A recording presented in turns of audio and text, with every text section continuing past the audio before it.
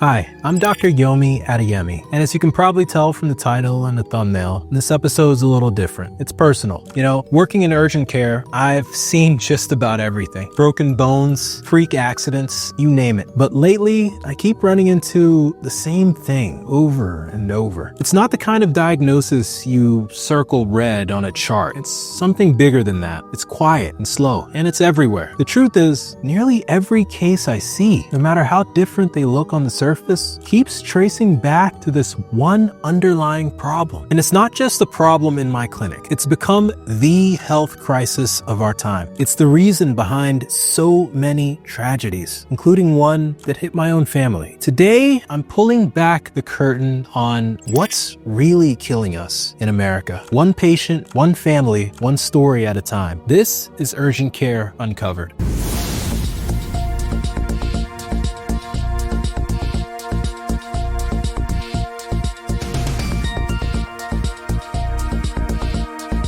Hey guys, really quick before we jump into the video, I just want to say that, believe it or not, more than 90% of you guys watching this video right now aren't subscribed. I want to continue bringing you guys high quality content here on the channel. And to do that, we need your support. I'm not sponsored by any big industry names, and everything we do here on this channel is supported by you guys. So if you subscribe now, my commitment to you is that me and my team will continue doing everything in our power to bring you guys the highest quality content. Thanks for listening. Let's get into it. It's been a couple of years since my father passed away, and I think I'm finally ready to talk about what actually killed him. I'll be honest, making this video is almost a kind of therapy for me. Even writing the words for this script brought out all kinds of emotions that I'm still processing. But I also think his story, our story, is about something that's bigger than just my family. It's a topic at the center of America's chronic disease epidemic. You see, my dad died from diabetes. More specifically, he died because his kidneys failed after years of damage from uncontrolled high blood sugar. And when it came time for dialysis, he just refused. He made his decision, and that was that. Now, you might think that being a doctor, or at least a medical student at the time, I'd have some sway over my dad about his health. Maybe you picture these heartfelt conversations where he listens to my advice. But anyone from a Nigerian household already knows your dad will always be your dad, no matter what you become. I was never the doctor in the room with my dad. I was his son. And my dad, well, he always thought he knew better. He was a stubborn man, honestly. That was kind of his superpower. It's what got him out of poverty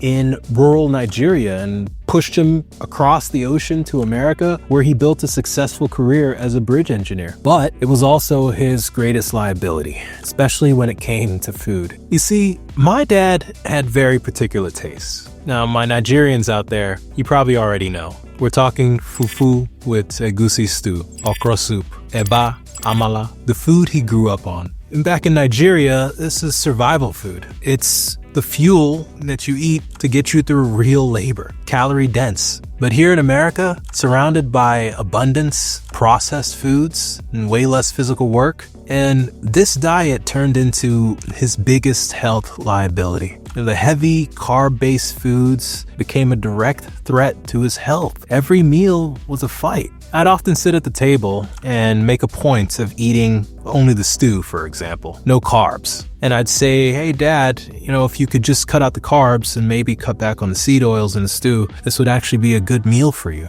But he never listened. Even as his health got worse, even as the insulin doses went up, he just couldn't make the change. Old habits. And look, I know his story is shaped by his culture and his personality, but I don't think it's actually unique. In fact, I think similar stories are playing out in families all across America right now. So let's talk about the real issue that's at the heart of all of this. It's something called insulin resistance.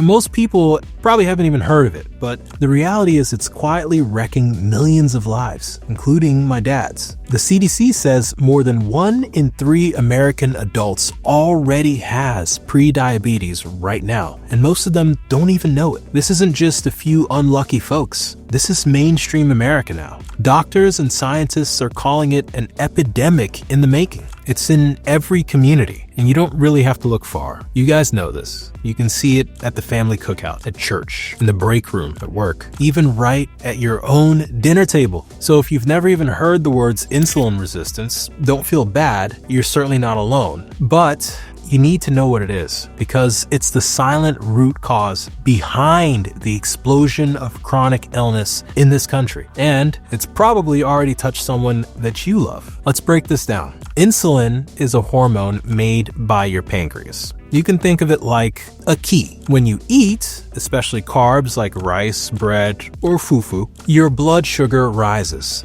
Your pancreas releases insulin, and that insulin is the key that unlocks your cells so that sugar can get inside the cell where they need to be to fuel your body. Now, without the key, sugar just floats around in the bloodstream. And here's the catch. If you keep flooding your system with sugar and the pancreas keeps sending out more and more insulin, eventually your cells get tired of the whole routine. The locks of those cells starts to jam. The key doesn't work like it used to, and the cells stop letting sugar in no matter how many keys you throw at them. Your pancreas responds by making even more insulin, more keys. But the doors are stubborn. Sugar starts building up outside the cells, in your blood. That is insulin resistance. Now, over time, this can wear out your pancreas. If it can't keep up, your blood sugar gets higher and higher and higher. And that's how you end up with prediabetes and eventually full-blown type 2 diabetes. But the damage starts way before you ever get diagnosed. All that extra sugar and insulin in your blood, it's quietly messing up your blood vessels, raising your blood pressure, and throwing off your cholesterol. And it's putting your liver, heart, and kidneys at risk. Now, the biggest troublemaker is often extra belly fat. That fat actually releases chemicals that make the locks on your cells even rustier and jam up the whole process. You see, inside every cell, there's a little pathway. It's a system, it's called the PI3K/AKT system for the science folks out there. It helps to bring sugar inside the cell. But when your body is inflamed from all that extra weight, that pathway breaks down and insulin can't do its job. And you know what makes all this even worse? Well, too much processed food, not enough movement, and too much sitting around day after day. Does that sound familiar to anyone out there as a lifestyle? So here's the bottom line. Insulin resistance is like trying to open your front door with a key that's used to work, but now the lock is getting rusty and jammed. No matter how many extra keys you try, the door just won't budge. Meanwhile, the guests, the sugar molecules, are piling up outside, crowding your doorstep. And here's the real problem. When sugar can't get into your cells, it builds up in your blood. And that extra sugar isn't just harmlessly floating around. Let me put it this way. Some of you might remember making rock candy as kids. I know I did. The way it works, for those of you who don't know, is that you pour a ton of sugar into boiling hot water. Then you drop in a little string and you wait. As the water cools, those sugar molecules start to link up and form these sharp, jagged crystals on the string. Well, it's kind of what happens inside your body when sugar gets too concentrated in your blood. It's like your bloodstream becomes super saturated. All that sugar doesn't just dissolve away. It starts to behave like microscopic shards of glass. Over time, those sharp sugar crystals scrape up your nerves. They can cloud your vision by damaging your eyes, and they mess with the lining of your stomach. They can also quietly tear up your body from the inside out. You don't always feel it right away, but the damage adds up slowly and relentlessly. One of the worst places this damage happens is in the kidneys. Your kidneys act like a filtration system for your blood. Imagine a coffee filter catching all the junk and letting clean liquid through. When sugar keeps flooding through those delicate kidney filters, it's like pouring sand and grit into a coffee maker over and over. The filter starts to break down. It gets scarred, and eventually it stops working. That is kidney failure. That's exactly what happened to my dad. Little by little, all that extra sugar in his blood, year after year, wore down his kidneys until they just couldn't do their job anymore, and he needed dialysis. And here's the real kicker. Insulin resistance is bigger than just diabetes. It's at the root of almost every chronic disease you see in America today.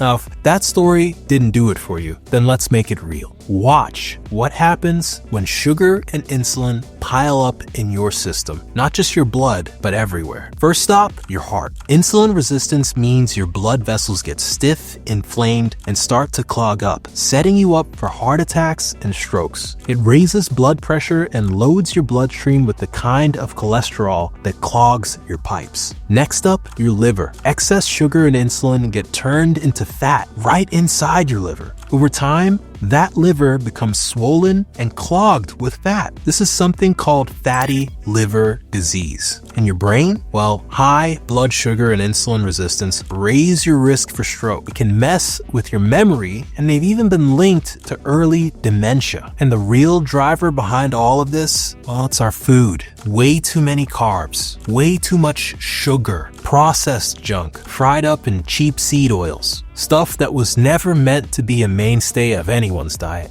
It's the sodas, the sweet teas, and the energy drinks, the chips, cookies, pastries, white bread, drive-through fries, even the stuff you pick up at the deli, maybe even thinking it's healthy. And let's be honest, it doesn't matter if you're eating home-cooked meals, ordering takeout, or living somewhere in between. If you live in America, this stuff is likely in your kitchen right now. It's in your grocery cart. It's everywhere you turn, from the cafeteria at work to the food served at family gatherings. You don't even have to try to eat poorly here. The default setting, unfortunately, in our society is sugar, starch, and oil, and that's how we got here. This isn't just a Nigerian thing. It's not a black thing. This epidemic is American. It cuts across every background. If you're living here, you're living in it. If you saw your family in this story, I want you to know you're not alone. Honestly, I wish I'd had a third party I could put in front of my dad. Someone outside the family who he might have actually listened to when he wouldn't listen to me. Because sometimes it's not that we don't care or that we don't want to change. It's that we need to hear it from someone else. Someone who isn't in the thick of it with us. That's what I want Dynamo Health to be for you. If you're watching this and thinking about your own stubborn family member, maybe show them this video.